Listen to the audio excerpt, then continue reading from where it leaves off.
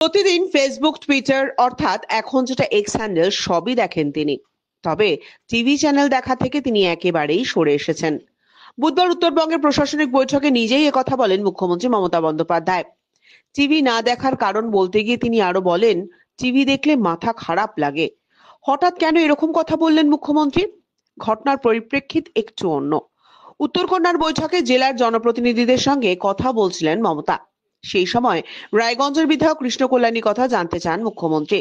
আসলে কয়েকদিন আগে কৃষ্ণ কল্যাণী অস্ট্রেলিয়ার সিডনি শহরে দাঁড়িয়ে একটি ছবি পোস্ট করেছিলেন সমাজ মাধ্যমে।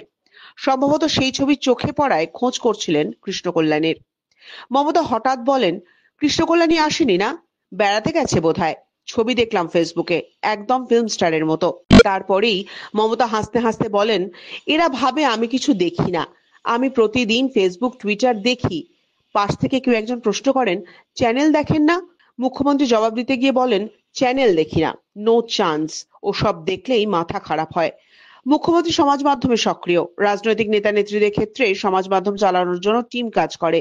মুখ্যমন্ত্রীর ক্ষেত্রেও হয়তো সেরকম কোনো টিম কাজ করছে, কিন্তু তা সত্ত্বেও তিনি যে নিজে প্রতিদিন সমাজ মাধ্যম ঘাঁটেন তা স্পষ্ট করে দিয়েছেন। একই সঙ্গে পুলিশ এবং প্রশাসনকে সতর্ক করে দিয়ে বুধবার মমতা নির্দেশ দেন, সমাজ মাধ্যম ব্যবহার করে যাতে কেউ কোনো এলাকায় অশান্তি করতে না পারে তাও সুনিশ্চিত করতে হবে প্রশাসনকে। ব্যুরো রিপোর্ট, আজ বাংলা।